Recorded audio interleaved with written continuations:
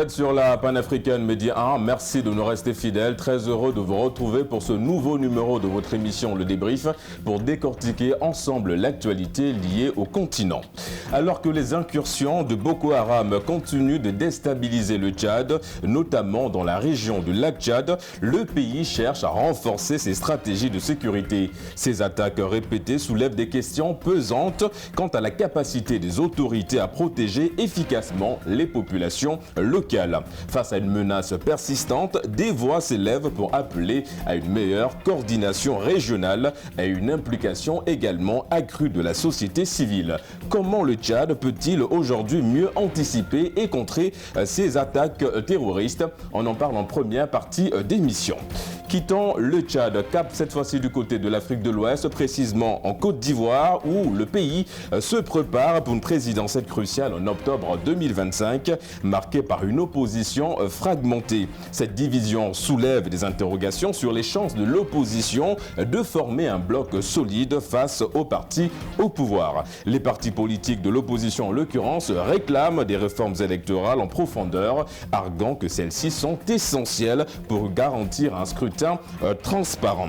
Alors que la pré-campagne s'intensifie, la question reste de savoir si cette fragilité de l'opposition va stimuler des alliances ou simplement renforcer encore ce côté un peu solitaire de l'opposition. On en parle en fin d'émission avec mes invités du jour. Ils sont sur ce plateau du débrief. Il s'agit de Ibrahima Kamara. Vous êtes journaliste spécialisé en relations internationales. Merci d'avoir répondu à l'invitation de débrief. C'est moi qui vous remercie, Régis. Et en face de vous, nous avons Pape Malik Thiam. Vous êtes également journaliste et spécialisé en relations internationales. Merci d'avoir répondu à l'invitation de débrief. Merci, Régis.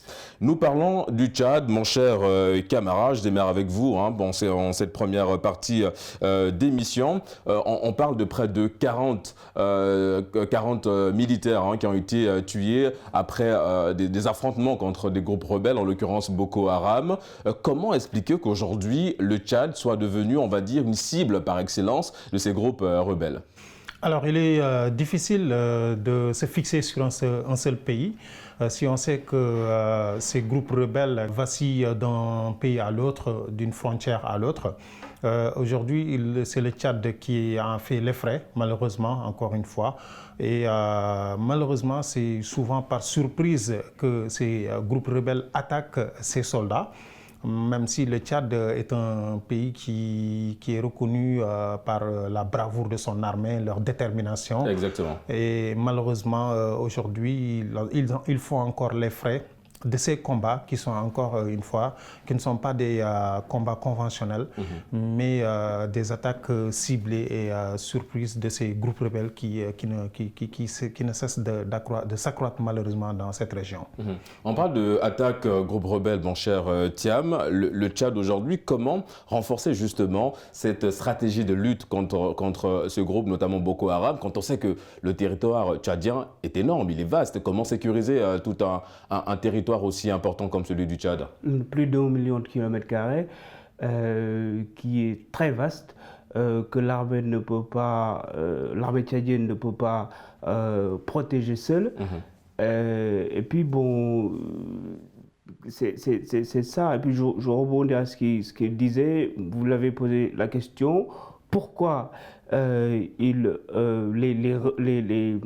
forces rebelles entrent dans le territoire tchadien? Parce que tout simplement, les rebelles ont été repoussés du Nigeria, du Cameroun, du Niger, mais aussi des parties conjointes avec la frontière tchadienne. Du coup, les rebelles sont obligés de se rabattre sur les îles du lac Tchad. Il faut rappeler que les îles du lac Tchad, c'est une zone très broussailleuse avec beaucoup d'eau. Les routes sont impraticables. L'armée vient jusque-là, mais ne peut pas pénétrer à l'intérieur. Et puis les rebelles se cachent là-bas. Du coup, ça pose problème à l'armée tchadienne de pénétrer dans cette zone-là. Et puis, quand on les chasse, ils replient vers ces îles-là. Et puis, quand on pousse les rebelles, ils se disent que bon, ils vont se fondre avec la population, surtout Exactement. que la plupart des rebelles, c'est presque les mêmes ethnies, les mêmes communautés, ils se font dans la masse, et puis voilà, à chaque fois, ils font des attaques quand l'armée tchadienne se replie vers son territoire. Je dis, pour terminer, que ça s'était un peu estompé ces derniers moments. Mais vous l'avez rappelé la dernière fois, la semaine dernière, il y avait une répercussion, une violente répercussion très dure des forces de Boko Haram. Exactement. Ce qui dit que peut-être les rebelles avaient manqué de ressources, parce qu'on a remarqué que quand ils manquent de ressources, ils viennent pour attaquer les villages et puis racketter tout ce qu'ils ont. Et je pense que c'est ça qui fait défaut. Et puis peut-être qu'avec l'offensive enclenchée par le président Mahamat Idriss Déby... On aura l'occasion justement de revenir sur cette opération, mon cher Thiam. Mon cher Camara, c'est vrai que Thiam vient de dresser évidemment un bilan assez intéressant justement de cette incursion du groupe Boko Haram sur le territoire tchadien. Il a parlé également d'un point, ce qui rend potentiellement difficile la lutte contre ces groupes rebelles-là, c'est le fait qu'aujourd'hui, ces terroristes-là, ce sont des gens qui connaissent très bien le territoire, ce sont des enfants du pays, on a envie de dire. Est-ce que ça, déjà, ça rend, premièrement, difficile la lutte contre ces groupes rebelles? Et deuxièmement, est-ce que l'implication aujourd'hui, la coordination du Tchad et des pays du lac Tchad aujourd'hui, est-ce que ça c'est efficace contre ce groupe rebelle Boko Haram? Alors, cette collaboration militaire laisse à désirer quand même, puisqu'il l'a dit, ce sont des îlots qui se trouvent au niveau du lac Tchad, au niveau desquels se réfugient ces rebelles. Mais on voit même leurs vidéos de propagande dans le lac Tchad, où ils s'entraînent comme sur leur terrain conquis et où ils se permettent d'enregistrer des vidéos de propagande qu'ils diffusent sur Internet. Et je me dis que les pays de la région ont dormi sur leur laurier, puisque l'efficacité d'une armée, c'est avant tout le renseignement militaire. Et si vous n'avez pas les cartes en main par rapport au renseignement, par rapport à ce que font les populations de fond en comble, surtout dans une telle atmosphère, vous aurez du mal à tenir le taureau par les cornes. C'est ce qui manque aujourd'hui au Tchad, des réels renseignements? Au-delà du Tchad même, puisqu'on a vécu il y a de cela quelques mois le revers de Tinzaouaten. Exactement. On a l'impression que les rebelles sont très en avance sur le renseignement par rapport aux armées régulières. Et ça pose problème, puisque si des rebelles arrivent à surprendre quand même une armée régulière, c'est parce qu'il y a le renseignement pêche quelque part. Et les armées les plus puissantes au monde aujourd'hui devancent de loin les autres armées, d'abord en renseignement d'abord. C'est vraiment la première clé de voûte d'une armée digne de ce nom. Et même si l'armée tchadienne est réputée d'être une brave armée qui tout le temps dans toutes les opérations en Afrique sont au devant de la scène, dans cette partie du lac Tchad, ils ont du mal à cerner les rebelles Boko Haram. Vous avez aussi tantôt parlé de ces coopérations militaires au sein de ces pays qui existaient jadis. Exactement. Mais malheureusement qui est très critiqué par beaucoup d'observateurs. Tantôt, on a l'impression que depuis que la CEDEAO a connu des difficultés au sein de ses pays membres, dont certains de la région ont même rendu leur démission et voulaient sortir de la CEDEAO, on s'est rendu compte que les relations n'étaient vraiment pas au beau fixe entre ces pays, alors qu'ils ont tout intérêt à collaborer sur tous les plans afin de venir à bout de ces rebelles. Exactement. On parle de cette attaque, on parle également de cette coordination, de cette force multinationale, on a envie de dire. Est-ce que, M. Thiam, aujourd'hui, on peut affirmer, sans risque de nous tromper, au regard du mutisme aussi qu'on observe de la part de la communauté internationale, est-ce qu'aujourd'hui, ce qui se passe au Tchad, est-ce que le pays reçoit assez de soutien de la part de la communauté internationale pour lutter contre ces groupes rebelles, selon vous? Il y a les Français, il ne faut pas oublier les Français qui sont toujours au Tchad, près de 1000 soldats. Quand on les avait chassés des trois pays, Niger, Mali et Burkina Faso, sont réfugiés au Tchad. Mais il faut dire, au-delà de la CEDEAO qui est une force régionale, mais aussi il y a une force de défense qu'on appelle Leïk Saneti. Leïk Saneti, c'est une force multinationale créée en 1994 qui luttait contre le banditisme et tout dans les îles du lac Tchad, mais qui a été réenclenchée en 2020-2021 pour pouvoir assurer la défense de cette zone-là. Le Cameroun a collaboré, le Niger et le Nigeria plus le Tchad ont collaboré pour endiguer les assauts des forces de Boko Haram.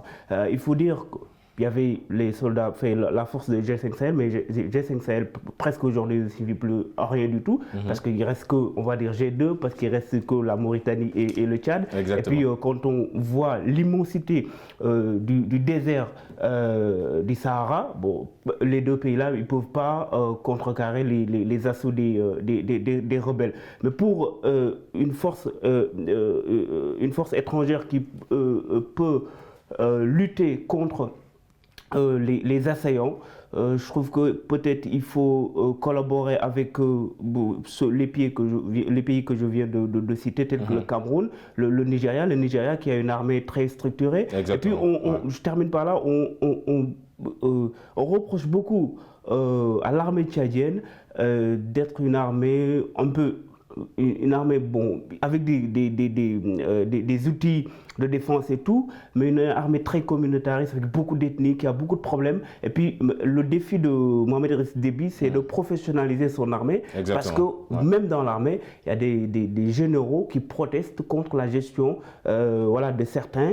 Et puis aussi, certains aussi qui peuvent, par exemple, quand il y a des assauts aux abords du lac Tchad avec une ethnie très majoritaire là-bas, les Badoumi, qu'on retrouve aussi chez les gens de Boko Haram. Et puis les Badoumi aussi, il y a certains qui sont dans l'armée tchadienne qui disent qu'ils ne vont pas combattre leur frère parce qu'il y a une omerta dans l'armée tchadienne, mais aussi de l'autre côté. Ça pose problème pour qu'ils puissent régler ils peuvent apporter de la sécurité. Je reste avec vous avant de donner également la parole à M. Camara pour rebondir sur ce point. Vous avez parlé justement de cette communauté-là, en fait, ce côté un peu là. Alors, quel rôle jouent les communautés locales dans la détection et la signalisation des mouvements suspects de Boko Haram? Est-ce qu'il y a une implication? Il faut tout de suite emmener également les Tchadiens à être, on va dire, impliqués dans cette lutte? Le HCR, c'est le Haut Commissariat des réfugiés, agence des Nations Unies, avait dit en 2019, il y avait beaucoup de communautés qui se retrouvaient dans quelques sections de Boko Haram dans la zone. Ça amène quoi? Ça amène que quand il y a des attaques, il y a des villageois qui sont au courant, mais qui ont peur de dénoncer quand l'armée tchadienne vient dans ces villages-là pour dénoncer les assaillants. Et puis aussi, il n'y a que ces populations-là qui peuvent collaborer pour pouvoir donner des renseignements. Ça manque. Et je disais tout à l'heure, les renseignements manquent. Les Français aidaient de ce côté-là, mais quand tout le monde se lève, parce que même, je ne parle pas de l'État tchadien, mais il y a des opposants derrière, Sucres Masra et Erdimi qui disaient qu'il faut que les Français partent et tout, ça n'aide pas. Et puis les Français, ils sont très puissants en renseignement, mais les opposants, ils ne veulent pas que l'armée française reste dans le territoire tchadien. De l'autre côté aussi, comme je dis, les pays limitrophes à l'ouest du Tchad, eux aussi, ils ne répondent pas. Il n'y avait que les populations qui habitent dans ces zones-là qui pouvaient aider, mais ces populations-là, parfois, ont peur de dénoncer ce qui rend la lutte extrêmement difficile. Mon cher Camara, on parle évidemment de cette incursion du groupe rebelle Boko Haram dans le territoire tchadien. Est-ce qu'aujourd'hui, parce qu'on a vu que le chef de l'État, Mohamed Idriss Déby, et la société civile, en tout cas, ont décidé de mener des opérations de contre-offensive pour en faire reculer un petit peu ces groupes rebelles-là. Comment doivent-ils procéder quand on sait qu'il a encore souligné, M. Thiam, qu'aujourd'hui, c'est des rebelles, vous l'avez également souligné, qui connaissent très bien le terrain. Faut-il aujourd'hui revoir la technique ou les techniques d'attaque quand on sait également que ces rebelles-là se renouvellent chaque jour? Absolument. Il faut d'abord arriver à identifier les rebelles. Un rebelle qui, pendant la journée, est un berger et le soir, il sort son kalachnikov pour attaquer les soldats. Donc, ce sera vraiment difficile de cerner cette personne-là. Et donc, malheureusement, ce sont les civils qui risquent de payer les pots cassés. Et la plupart du temps, il a parlé du HCR, qui aussi a décompté plus d'1 million de déplacés. Et les populations, souvent, dès qu'il y a insécurité dans une zone, ils n'ont pas le choix. Hein, ils sont obligés. Ce sont les premières victimes. Voilà, de se réfugier, de se déplacer dans d'autres grandes agglomérations où ils retrouvent plus de quiétude. Et donc, cette guerre asymétrique sera très très difficile à cerner. Et si s'il ne restait que les armes, je crois qu'on en aurait fini depuis belle lurette avec cette guerre. Je crois qu'aujourd'hui, Idriss Déby ou les autres pays qui sont touchés par cette rébellion, ou j'aime pas l'appeler djihadisme parce qu'à mon avis, ce n'est pas le terme adéquat. Je pense qu'ils doivent changer de fusil d'épaule et réfléchir en profondeur et connaître les vrais acteurs, parce qu'on ne peut pas combattre quelqu'un qui est invisible. Ce n'est pas possible quand même. Et essayer de savoir le pourquoi de ces attaques, le pourquoi de cette rébellion, le pourquoi de ces actes qu'on a du mal à comprendre et à cerner. C'est quoi la stratégie? C'est quoi la communication, mon cher Camara? Pas que, parce que, à mon avis, la meilleure sécurité d'une population, à mon avis, c'est vraiment d'arriver à mettre en place des structures adéquates pour permettre à ces personnes de vivre dignement et de ne pas être exposées à d'autres groupes rebelles ou à d'autres groupes terroristes. Puisque les recrutements auprès de ces populations, souvent, sont dus à la pauvreté, en grande partie. Exactement. Et si on met en avant l'aspect militaire et qu'on oublie derrière que ces pauvres populations ont besoin de survie, à mon avis, il sera difficile de venir à bout de ce problème. Mais si les populations se sentent en sécurité, s'ils se sentent des membres à part entière d'un État qui se soucie de leur quotidien, qui arrive à leur permettre d'envoyer leurs enfants à l'école, à se soigner dignement et à s'épanouir au sein d'un pays où ils espèrent qu'ils ont de l'avenir, j'espère que le combat sera gagné à moitié. Et donc le reste, ils seront obligés aussi de s'asseoir autour d'une table, puisque toutes les grandes guerres finissent autour d'une table tôt ou tard, et de sécuriser surtout aussi leurs frontières. Sécuriser leurs frontières parce qu'il n'y a jamais de feu sans fumée. Exactement. Et il y a tout le temps des soubresauts, il y a d'autres relents derrière, des non-dits que peut-être que les dirigeants, nos États ne connaissent pas forcément et dont ils doivent creuser pour savoir le pourquoi du comment. Alors on va... Oui, allez-y mon cher Thiam. Il tenaille de toutes parts, nord, sud, est, ouest. Bon, aujourd'hui par exemple, il y a la guerre civile au Soudan, et les réfugiés, plus de 600 000 réfugiés entrent, et puis ça ne date pas depuis Darfour en 2003, qui entrent à l'est du pays. Au nord, vous avez la Libye qui est une poudrière pas possible. Au sud, il y a la Centrafrique aussi qui est devenue comme ce qui est devenu. À l'ouest, on a parlé tout à l'heure avec les îles du lac Tchad. C'est un pays complètement tenaillé par des pays en guerre en fait. C'est une ceinture de feu.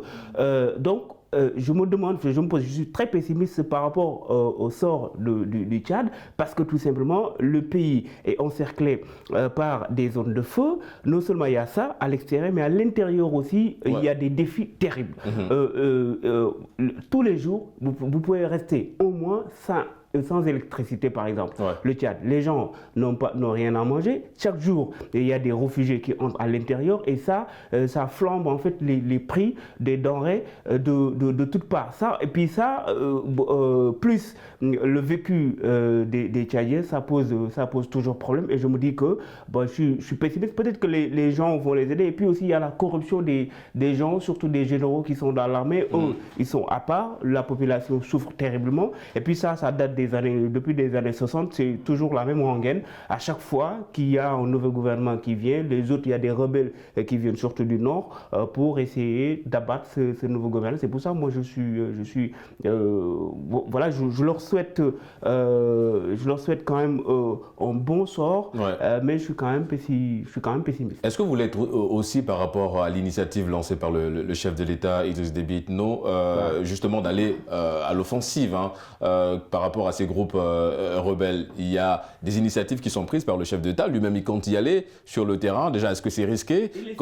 Il est sur le terrain. Donc, est-ce que c'est risqué déjà? Moi, je vous dis que ce n'est pas la première fois. Idriss Déby, par exemple, son père a été tué au front. Même avant lui, Hissène Habré aussi allait au front. Avant Hissène Habré aussi, il y avait Goukoudi aussi qui allait au front. Tombal Boy aussi allait au front. Tout le monde allait au front. Donc, je me dis que ce n'est pas une première. De toute façon, quand tu diriges le Tchad, il faut être militaire avant tout pour pouvoir diriger le pays. Ce n'est pas possible pour un civil de diriger le pays. Il faut connaître la guerre pour pouvoir diriger le pays. Et je me dis que c'est un pays mal loti, malchanceux, parce que tout simplement, depuis l'indépendance de 60 jusqu'à maintenant, c'est un pays tiraillé par la guerre civile, écrasé par les autres pays, que ce soit au nord ou bien à l'ouest du côté Soudan. C'est pour ça que je dis que je suis pessimiste. Maintenant, c'est bien d'aller pour un président au front, et puis ça rassure les populations derrière, mais je me dis que est-ce que c'est suffisant quand même pour pouvoir repousser les assauts des uns et des autres? C'est la question qu'on se pose, les amis. On marque une courte pause, on se retrouve dans une poignée de minutes pour la deuxième et dernière partie d'émission. Nous parlerons de la présidentielle 2025 en Côte d'Ivoire. À tout de suite.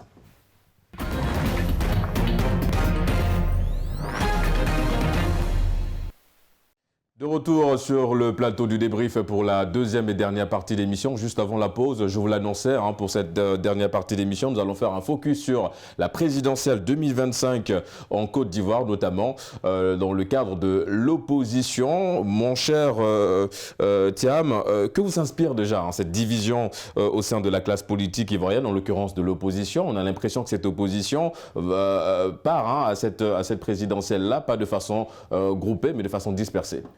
Bon, de façon dispersée, il faut dire que ça n'a jamais été... l'opposition ivoirienne n'a jamais été unie. Même les autres élections passées, c'était tout le temps pareil. Et puis moi, je relativise un peu sur cette division-là parce qu'il y a eu en grande partie un parti historique, le PDCI-RDA, symbolisé par l'arrivée de Tidjane Thiam qui a été en 2023. Je pense que c'est un baume de soulagement pour l'opposition un peu. Au-delà de ça, il y a de la dispersion, certes, parce que Gbagbo est dans son coin. On a parlé tout à l'heure en off de Charles Blé Goudé. On a parlé de Guillaume Soro, on ne sait plus où il se trouve, tantôt en Europe, tantôt en Afrique. Il s'est un peu perdu. Et puis, je me dis que perdu, bon, il faut être prudent un peu parce que quand vous regardez le landerneau politique, en tout cas l'opposition, tous ces gens-là peuvent se retrouver. Parce que quand vous regardez la première force politique, peut-être c'est le PDCI, incarné par, comme je l'ai dit tout à l'heure, par Tidjane Thiam après la mort de Bédié. Mais comment dire, le PPACI de Gbagbo, parti récent, les élections passées de septembre 2023, les élections locales, on pourrait se dire que Gbagbo pourrait hériter de son héritage électoral du FPI. Mais quand même, quand on a vu les résultats, sur 201 communes, il a gagné que 2 communes. Donc c'est un parti qui s'est régressé. Et puis quand vous regardez aussi les positions des autres, Tidjane Thiam, quand il est rentré, il est allé voir tout le monde, voir Gbagbo. Et puis peut-être il y a une similitude entre le PPACI de Gbagbo et de Tidjane Thiam. Ils peuvent faire une alliance parce qu'il y a par exemple, Abdelaziz Thiam, le grand frère de Tidjane Thiam, était un ministre de Gbagbo. Il y a aussi Augustin aussi qui a fait ses humanités avec Gbagbo. Donc il y a des ressemblances entre le PPACI et Tidjane Thiam. Et puis aussi, quand on ouvre le focal pour observer, vous voyez aussi qu'il y a des gens en fait qui se plaisent à discuter avec le PDCI. Donc moi je me dis que dispersion, il faut quand même faire attention parce que l'opposition peut se regrouper autour d'un seul homme sur qui il peut espérer de triomphe. Alors faire attention évidemment, c'est le conseil de notre ami Thiam, mais c'est vrai que quand on observe aussi aujourd'hui cette classe politique ivoirienne, c'est l'impression que ça donne aujourd'hui cette forme de dispersion de l'opposition. Et si jamais on parle d'une division aussi au sein de l'opposition, est-ce que ça peut impacter, mon cher Camara, sur les perspectives d'un front commun de l'opposition face au parti au pouvoir, même si à ce niveau, Thiam insiste sur le fait que nous soyons un petit peu très regardants là-dessus. Oui, je pense que ça va bel et bien impacter sur l'éventuel front. Moi, je me rends compte qu'ils n'ont pas les mêmes objectifs. Chacun a son agenda et chacun tient à son agenda. Guillaume Soro, qui est l'éternel rebelle, il a son agenda, qui n'a rien à voir avec Thiam, qui débarque fraîchement dans l'arène politique ivoirienne. Exactement. Et qui heureusement pour lui, a hérité quand même du parti de Bédié. Et donc, il a beaucoup de cartes à jouer lui aussi. Mais on se rend compte que moi, dès l'arrivée de Gbagbo en Côte d'Ivoire, je me disais que peut-être qu'il y aura du neuf. La Côte d'Ivoire va enfin renouveler sa classe politique. Nous allons voir de nouvelles têtes qui vont surgir, qui vont venir. Malheureusement, on se rend compte qu'il n'y a que les anciens qui sont encore là. Parce que ce sont les mêmes figures, voilà. C'est les mêmes noms qui reviennent. Donc, on voit les mêmes... Voilà. On voit Gbagbo, on voit Simone, on voit Guillaume Soro, Ouattara, entre autres. Et la vraie question auquel je m'attendais, c'était quand même le nombre de mandats. Mais malheureusement, c'est pourquoi je me dis qu'ils n'ont pas les mêmes objectifs. Il y en a qui se concentrent sur le fichier électoral. Il y en a parmi eux qui sont ailleurs. Et donc, chacun a son propre agenda. Et il sera difficile de se retrouver autour d'un même idéal dans de pareils cas. Puisque Guillaume Soro, ce qui l'intéresse, ce n'est forcément pas ce qui intéresse ou ce qui concerne Blé Goudé ou Simone Gbagbo, ou entre autres. Et Simone Gbagbo aussi aura du mal à se retrouver autour d'une même table avec son ex-mari Laurent Gbagbo. Exactement. Et on connaît voilà, les péripéties par lesquelles ils sont passés. Et donc ce sera difficile malheureusement pour ce grand pays qui aurait gagné beaucoup de points en matière de démocratie, de maturité. Et malheureusement, on en est là encore. Je reste avec vous. On a parlé justement de cette opposition-là qui réclame également beaucoup de choses. On parle de la demande de réformes structurelles de l'opposition. A-t-elle une chance aujourd'hui, mon cher, de voir le jour avant l'élection, selon vous, mon cher camarade? Dans ces conditions, non. Puisqu'on le disait, ils s'entendent pas déjà. Ils sont désunis. Et donc, finalement, c'est Ouattara qui aura les cartes en main, qui va jouer le jeu. Et s'ils arrivent à se réunir autour d'un même idéal, s'ils arrivent à mettre en avant les intérêts d'abord démocratiques de la Côte d'Ivoire, ça peut le faire. Ouais. Mais dans ces conditions, je ne l'espère pas. Et Ouattara, en tant que chef de l'État sortant, il n'a pas encore dit son dernier mot pour l'instant. Ouais. Et donc, on se pose encore des questions sur lui aussi, ses ambitions pour le futur de la Côte d'Ivoire. Et là, dans cet imbroglio, il sera vraiment difficile pour l'opposition de gagner quoi que ce soit. Est-ce que si cette division apparente persiste jusqu'à l'élection, est-ce que c'est quelque part un boulevard que l'opposition est en train d'ouvrir pour le parti au pouvoir? Absolument, bien sûr, parce que comme je le disais, on ne sait pas ce que prépare Ouattara. On ne sait pas s'il a un autre dauphin en coulisses qu'il est en train d'entretenir et de préparer. Et pour l'instant, il a le boulevard grandement ouvert dès à présent.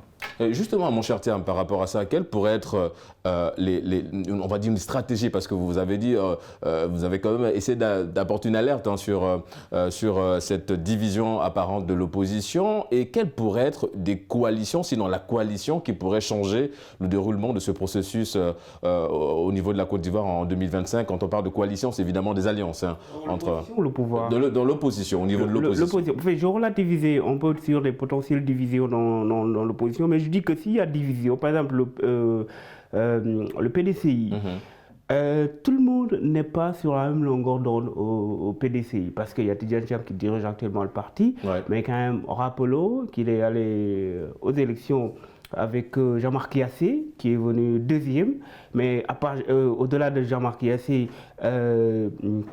il y a aussi, Thierry Tano, qui est le traditionnel compagnon de Bédié. Et puis tous ces gens-là se disent que la manière dont Tidjane Thiam dirige le parti, nous, ça ne nous plaît pas beaucoup. Et puis il y a des dissensions entre franges de Tidjane Thiam et celles des gens de Bédié. Ça, c'est une division. Mais peut-être que d'ici les élections, ils vont se Oui, parce qu'il reste encore, c'est octobre 2025.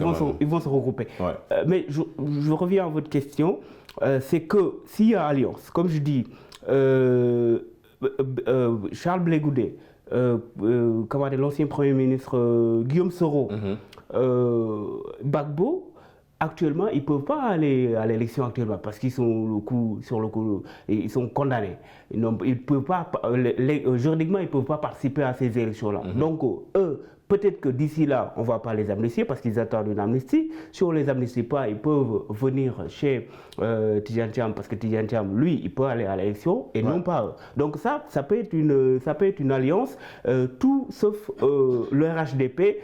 Du moment où on dit le RHDP, depuis 2012, il est au pouvoir. Donc pour baliser le pouvoir à eux, donc il faut faire une alliance contre eux. Du côté du pouvoir aussi, attention, tout n'est pas rose parce qu'il y a des gens qui veulent pas. En 2020, il y avait des gens qui sont sortis pour dire que ouais, nous on veut être choisis, on veut y aller, mais après ils ont vu que Ouattara est revenu. Donc tout le monde, personne ne veut pas sortir. Il y a des gens qui montrent déjà, ils ne le disent pas officiellement. Je pense au président de l'Assemblée nationale, Adama Barrow, qui dit que de toute façon, j'attends le président, mais on sait que lui, il prépare quelque chose. La surprise, ça peut venir du Premier ministre Robert Bogué-Mambé, que personne n'attendait, qui était inconnu il y a un an, maintenant qui fait des résultats. Et puis je pense que c'était comme l'ancien Premier ministre qui est décédé, Amadou Gon Coulibaly, que personne n'attendait, que lui, il était très humble, il était sous l'ombre de Ouattara et tout. Bogué-Mambé, il faut faire attention, lui peut être le choix de Ouattara, même si Ouattara, lui, il n'a pas encore dit son dernier mot, mais on espère que lui, il va céder le fauteuil pour une nouvelle génération. Mon cher Camara, on se rend compte qu'aujourd'hui, et cette présidentielle-là qui aura lieu en 2025 est en train, quelque part, d'influencer l'équilibre des forces politiques en Côte d'Ivoire. Absolument, d'influencer l'équilibre, mais aussi n'oublions pas que la Côte d'Ivoire est minée par le régionalisme. Et c'est un aspect très très important au sein des partis politiques, au sein des formations, que ce soit de l'opposition ou du parti du pouvoir. Et ceci étant, ils sont tellement ancrés dans cet régionalisme, leur passé, leur histoire aussi a été gangrénée par l'ivoirité qu'ils ont tant réclamé dans le passé, qui a d'ailleurs plongé le pays pendant plusieurs années dans la guerre. Et aujourd'hui, on se rend compte que ce sont des conséquences qui suivent les Ivoiriens. Ils ont du mal à se départir de ce régionalisme, et au sein des partis politiques, c'est le même aspect dont on se rend compte. C'est la raison pour laquelle d'ailleurs, il sera difficile de retrouver un leader charismatique au sein d'un parti qui fait l'unanimité, comme Tidjane Thiam par exemple. Et Ouattara aussi, au sein de son parti, sera confronté à cette situation-là. D'ailleurs, il l'est déjà. Et donc, tant que les Ivoiriens ne se départiront pas de cela, tant qu'ils n'auront pas la hauteur d'épouser l'idéologie des partis politiques, on aura du mal à retrouver une classe politique très très forte, une opposition très soudée qui fera face aux réalités et prendra à bras le corps les vrais problèmes de la Côte d'Ivoire. Et quel rôle pourrait jouer la société civile, justement, les organisations de la société civile, pour essayer d'apporter un peu cet équilibre, résoudre ces différents points que vous avez soulignés, mon cher Camara? La société civile a un très grand rôle à jouer. D'ailleurs, je les suivais et ils ont vraiment joué un très grand rôle dans la réconciliation. Et ils ont fait de grands pas en avant. Mais très souvent, la société civile est dans la plupart des pays africains, c'est comme ça. Lorsque la société civile est en phase avec le parti au pouvoir ou l'opposition, ils sont ensemble. Tout est bon, tout est rose. Mais dès que la société civile soulève le lièvre, souvent, quand ça n'arrange pas le parti au pouvoir, il y a problème, il y a confrontation. Et donc, souvent, la société civile aussi est limitée et confrontée à ces genres de barrières. Et donc, ils ont déjà joué un grand rôle dans la réconciliation. Ils continuent de le jouer, et c'est une société civile à saluer aussi, puisque quand on les entend intervenir, on se rend compte qu'ils sont très très mûrs, et qu'ils sont dans une dynamique de construction et de développement du pays. Mon cher Thiam, cette élection présidentielle revêt aujourd'hui plusieurs enjeux. On l'a souligné tout au long de cette émission également. Il y a un autre point que vous avez souligné au début de votre argumentaire, parlementaires, quand vous avez parlé de ces législatives-là, où évidemment le parti de Gbagbo n'était pas, on va dire, très engagé ou engagé, mais malheureusement il n'a pas eu les résultats attendus. Faut-il aujourd'hui, au vu de ce qu'on observe dans l'arène et la scène politique ivoirienne, prendre ces législatives-là comme étant un baromètre où ce serait fausser le processus dès le départ? Pour moi, c'est normal, c'est une logique politique. Quand vous avez gagné des élections, on s'attend à ce que les autres élections, vous vous raflez la mise, parce que les RHDP, depuis que Ouattara est au pouvoir en 2011, ils ont gagné toutes les élections. Ouais. C'est une machine politique aujourd'hui que personne ne peut arrêter. Donc il y a même des maires qui étaient dans l'opposition qui rallient vers les RHDP. Exactement. Donc ça donne beaucoup plus de force au parti au pouvoir. Mais quand même, je dis, si Ouattara ne va pas à l'élection, ça dépendra de qui va incarner le leadership du parti au pouvoir.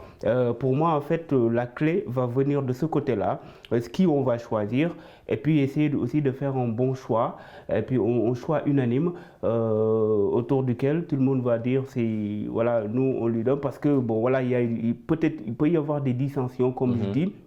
Parce qu'il le disait, on se dit qui va choisir, mais il y a beaucoup de profils.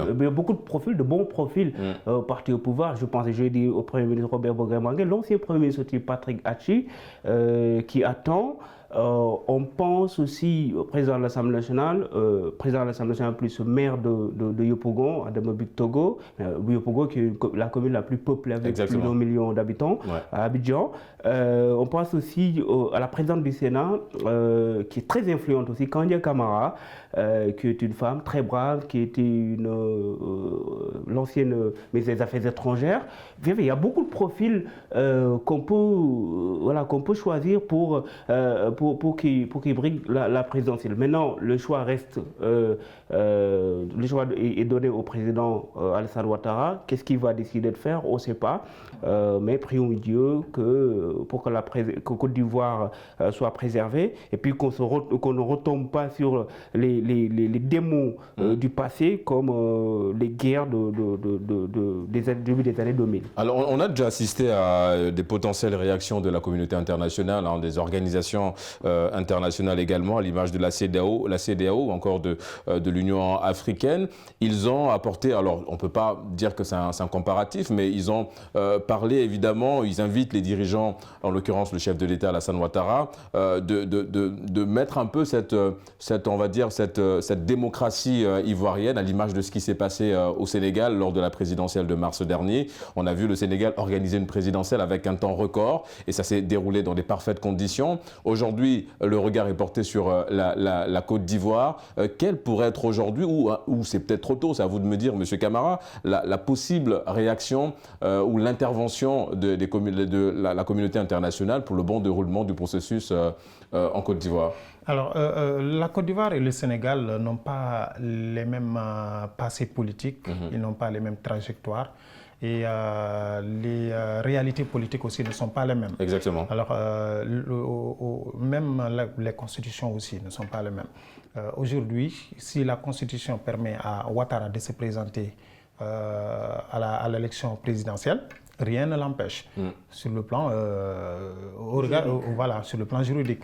Mais c'est à Ouattara de savoir raison garder, de comprendre qu'aujourd'hui, il peut devenir le père de la nation ivoirienne en s'érigeant en bon père de famille, en rassemblant toute la famille. Aujourd'hui, Alassane Ouattara est le seul maître à bord qui peut diriger la Côte d'Ivoire vers le chemin de la démocratie afin que le pays retrouve enfin